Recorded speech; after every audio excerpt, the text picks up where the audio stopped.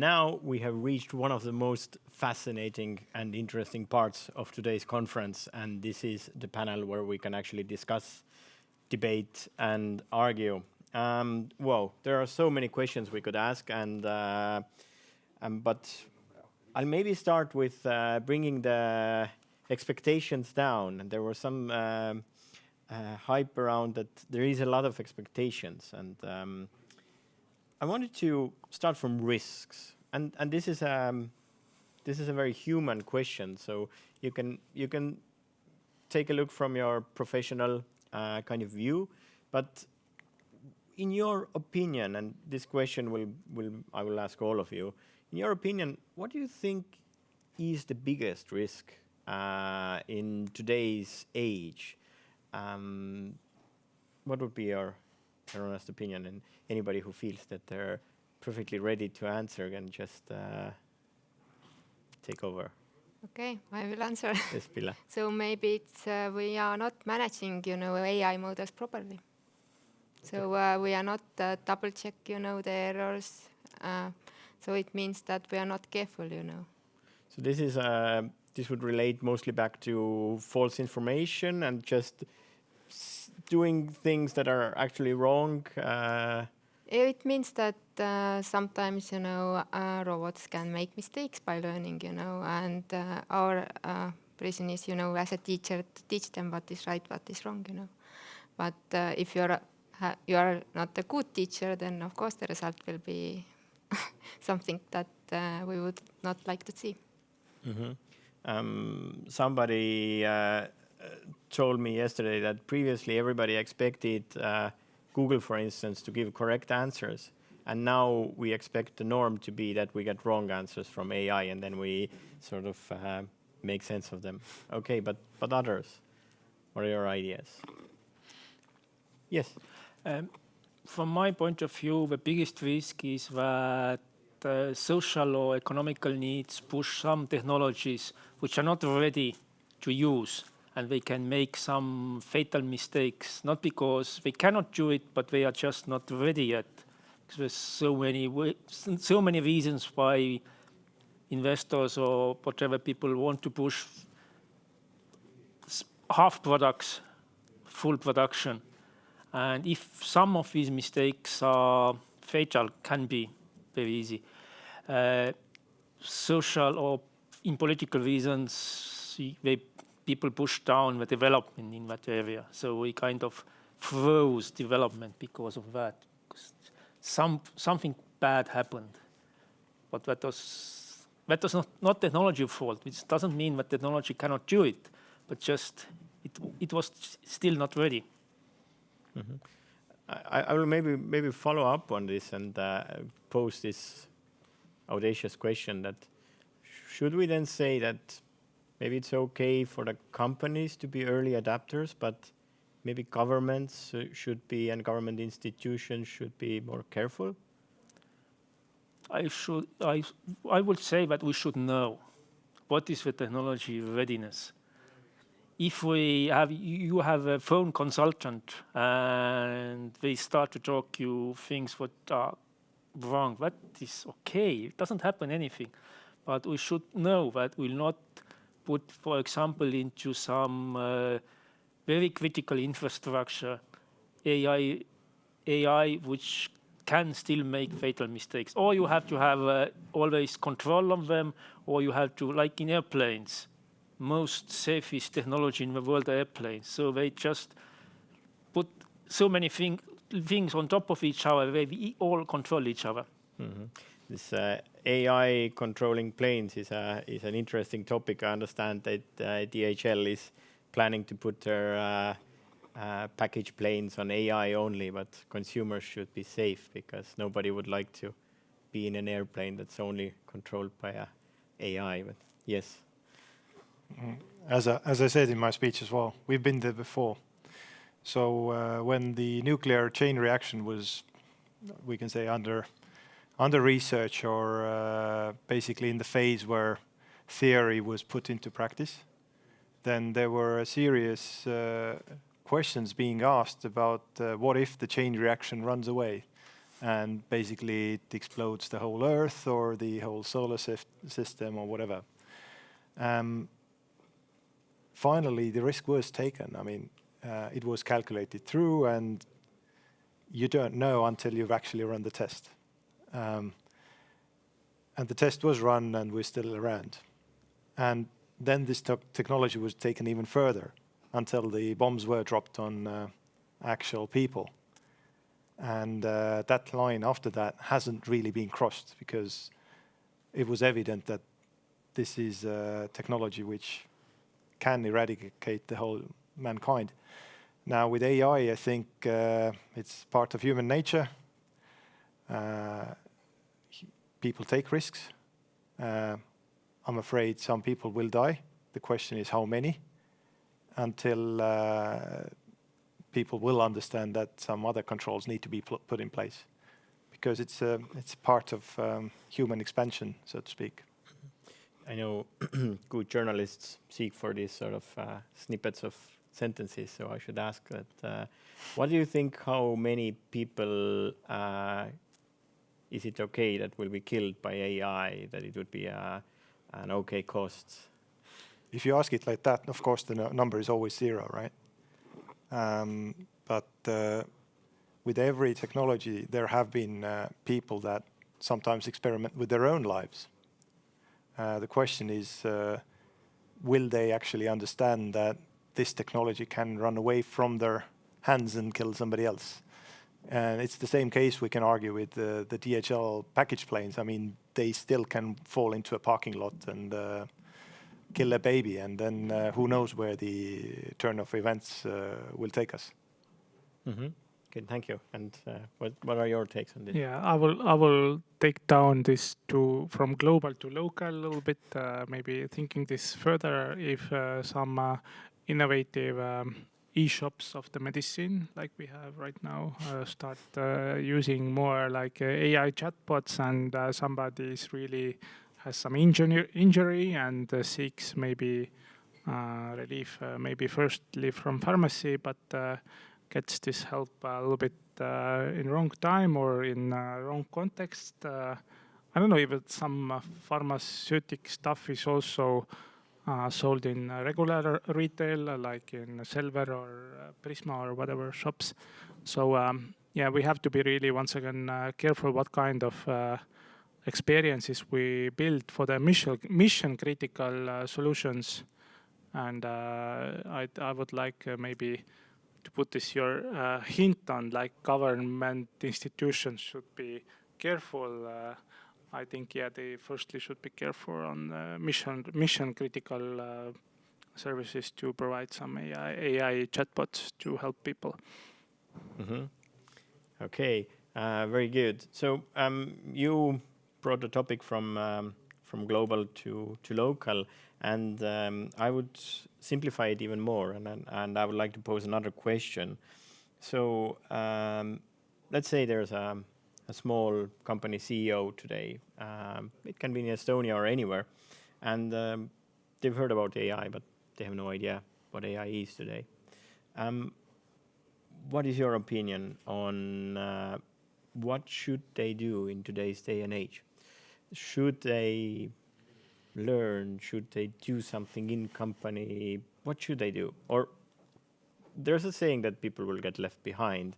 Is it really true? What are your opinions on this?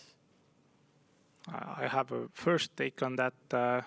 Yes, if we I recently had a podcast also discussing this thing. What does the leaders and management how they can use ChatGPT, for example? But it's still what you do essentially is that you describe the situation to ChatGPT as much of detail as you have, like as an observer, just describe it and then ask write me a suggestion how to solve this situation between two employees who don't get along or something like that, or some team leaders. So I see that kind of prompts will be asked from the CEO level probably, and to learn pros and cons of this kind of use cases. I think this is something what CEOs should learn watching the YouTube, many training videos, probably AI for management or problems for management. So yeah, definitely encouraging self-education, and definitely it will be used. So yeah. Okay.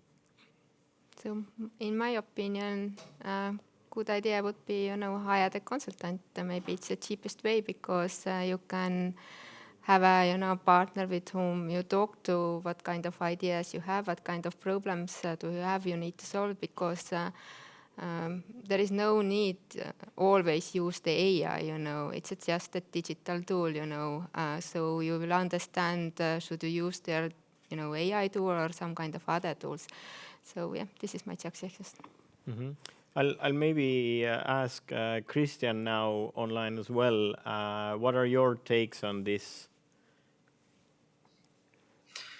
Yeah, well, first thing that comes to my mind is how to not lose the human connection part, because yes, AI can emulate the feeling of as a leader, I can prompt it and ask advice and then actually perform his actions like a robot. But this is not how organizational culture actually is built. Or as humans, we still have certain biological elements that we rely on when we make connections with each other, how we build trust, for example. So as a CEO, when you need trust, and you can't build the trust only based on Excel sheets and robot-like actions. So I guess that's one thing. And the other thing is that the upskilling, the overall understanding in every single person what is AI, because there is so much misinformation around it, and people have different pictures in their heads and movies running in their heads. So I guess creating this clarity and understanding is the first priority to move on in this world. Okay, thank you. I think I will turn this question to Alvo, you, and also I will use the opportunity to say that I know you're a very busy man, and I know your schedule is very tight. So if at some point you feel that you need to run away from the panel, then you're the first who can run away from discussing AI at your own time. So what is your take on this question? I think the biggest strength of humans is that we are not logical. Even if we like to think that we are, but we actually are not. We take risks very often, and the risk we take, and the risk is okay. These are the people who win; they get the success. But even the people who have a success, and we think that they are very good making decisions, they actually make so many mistakes. They are seen by right decisions. They have some internal mechanisms to do more right decisions, but they also had a lot of luck. So we can't replace humans with fully logical. And we see in AI today also that there's so many algorithms and so many techniques which actually rely on learning. They rely on probability.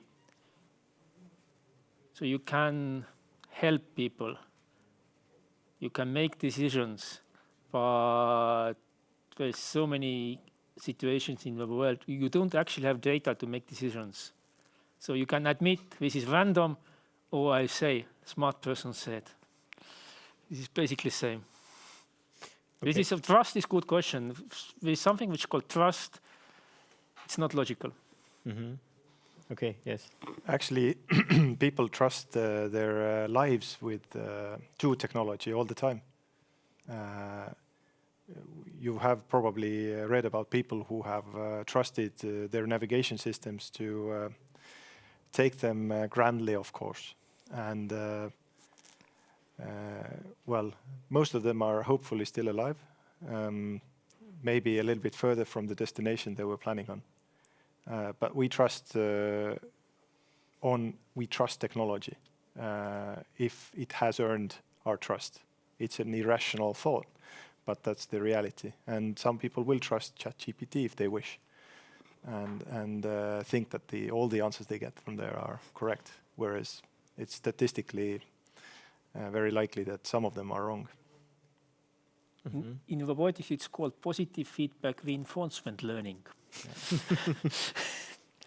Actually, Alvo, I would like to pose one question directly to you, because of course others can also chip in, but I think you're the perfect person to answer this. So people have fears that AI will take over the world, and I think already today we heard prediction when the world will end by AI. But there is a fear that AI will look like a human and take the world over as a human. So you coming from the robotics side as well, what is your prediction? How far are we from a situation where we would walk by the side of Emajogi and we wouldn't know how many of the people who we meet are actually AI robots going by their daily routes? If you're facing the question like, do I distinguish physical form? Yes. That is very far, because as I also mentioned in some cases, that we have so many ways of communication. We are not able to describe ourselves. And if we see machine and we see person, we very fast distinguish this is not a real person. That is very far away. But if we limit the way of communication, let's say phone call, that's easy. For long period, we can mimic a person. So we always have these stories that somebody called the prime minister and played some other prime minister. That's quite easy. But this is also, there's a time limitation. They do something different. We can better and better, but they will not take over the world in that sense that we let them take over. But we still have a control. Sometimes we trust too much, yes. We'll see these cases in future more and more. That in some cases we trust AI too much, but we also learn. Okay, thank you. Do others want to chip in on this topic? Or? Yeah, I just got this, remembered the Terminator 2 movie where John Connor was hiding and bad Terminator was impersonating with his mom's sound, and and then next moment the bad Terminator came out and used this kind of mother sound to. So the thing is, probably we will have a lot of omni-channel contacts with different services and interactions where voice generated AI can really trick us to believe what we want to believe. But certainly I don't feel that physically this is possible, although in Japan they create ultra realistic masks of human 3D printed, and if you have this mask of in Asia in front of the mouth, it's quite easy to, and some hats are quite easy to cheat probably. So the conference will end as we try to take masks off from each other and try to realize if we're real or not. Face off. Face off, basically, yes. If there isn't anything to add to this topic, then I have 2 blocks more that I would like to discuss. And I think one thing that maybe sometimes missed when discussing AI, and you are free, Alvo, if you have the time. Okay. Inequality. Inequality is something that is often missed in the discussion of AI. And I think it's quite important because there are quite different aspects how we can look how AI can make our life better. But I would pose the question the other way around. What do you think, how will AI actually increase inequality? And what are the ways that we could sort of counteract this? Or what could we do? I mean, we can talk about some models being very skewed, but I'm even looking at the bigger picture. I mean, most AI applications are with paid versions, for instance. So if I don't have that money, I'm already on the back foot compared to my other colleagues who are avidly using some tools. So what is your take on this? Is it inevitable? Can we do something about it? The answer is education. If we give access to people to education, that inequality will not be a real problem. The main problem why people have inequality is actually in some moment in their life they can't educate themselves anymore. So they limit access to resources, to technology, and then there will be shift. Mm-hmm. Okay. I should, like, topic of inequality, then I should ask Pille, you, because we're skewed towards the male participants, but Yeah, I'm definitely agree about this education part because this maybe help, to understand what you can do with AI and what are the risks and threats and how you could or should use it. Yeah, I believe it would be the key issue in here. mm-hmm. But in your opinion, do you see that, like, I brought in the men and women sort of paradigm here as well. Do you see that there is risk there that the AI models will sort of even more emphasize sort of, I don't know, even the wage gap or something like that because of being skewed towards men? I know that it has been discussed. I've heard about it. Of course it can, but it's really tough question to answer. It can, but I don't think we pay a lot of attention on it already and we talk about it a lot, so I don't think it's gonna be that big issue in here. Okay, what are other thoughts? Do anybody want to add something to this? Yeah. To be honest, if you look at how fast ChatGPT made it out there, how fast it attracted users, that means that it's probably one of the most easy to use, easy to pick up technological tools out there, really. Even if you look at the first users of mobile phones, then when digital mobile phones, GSM, went out, actually the first adopters were deaf people. Why is that? Because of texting. Finally, it was a universal tool where they could use and text each other. For sure, it will create some inequality, but quite frankly, I don't think we are anywhere near to see where the inequality will be created. And it will actually lift up some other groups we don't even imagine yet. Mm-hmm. Okay. Then I will probably move to if there isn't any more comments, I will move to the last question.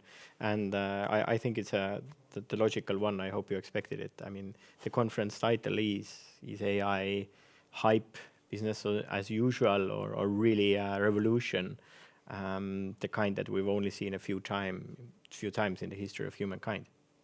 What is your answer to that today? As a fan of retro Nokia phones, I would like to pick from this moment. I remember really this kind of one of the big revolutions after mobile phone came up. It was kind of emailing and also web browsing. Then around 15 years back or so, it was requested that people have digital educated digitally so they can Google, actually, which still many of my relatives cannot. And now we have another challenge to educate people to use ChatGPT or Copilot properly. So this I would like to still to re-emphasize this educating part and definitely I don't see it as a hype because I see it has been this kind of steps starting from the SMS through Googling through ChatGPT.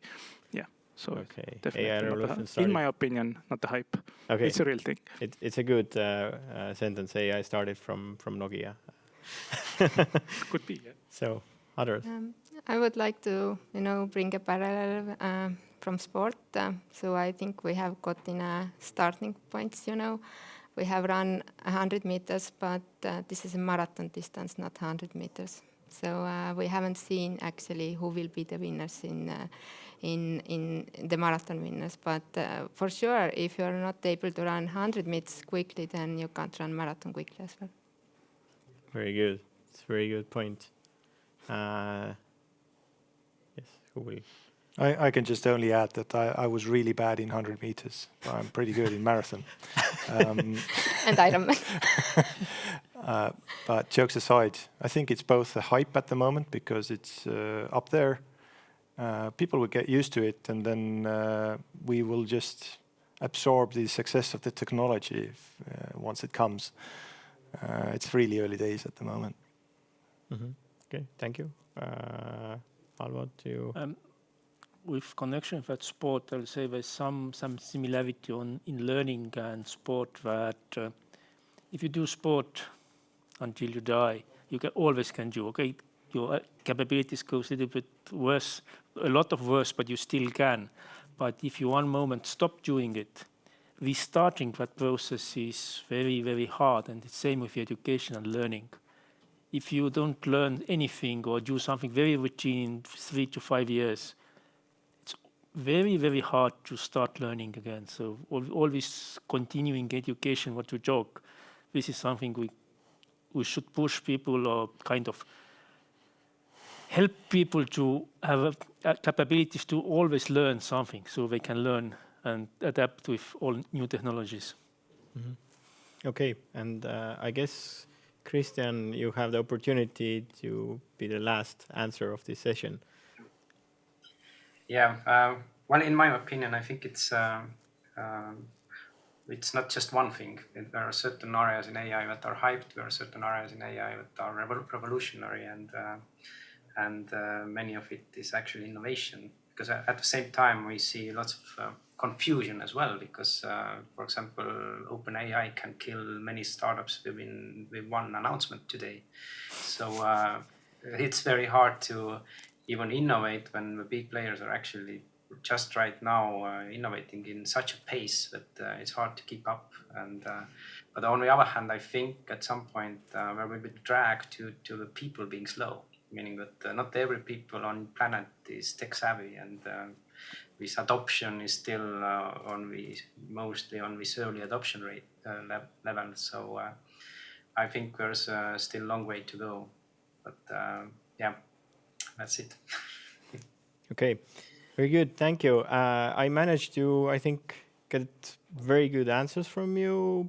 Thank you. Apparently, I was unable to make you argue against each other, but that wasn't the goal anyway. This basically ends this panel, but we have many really interesting presentations to come. So after a quite short break, then we will continue. Thank you. Thank you. Thank you. Thanks.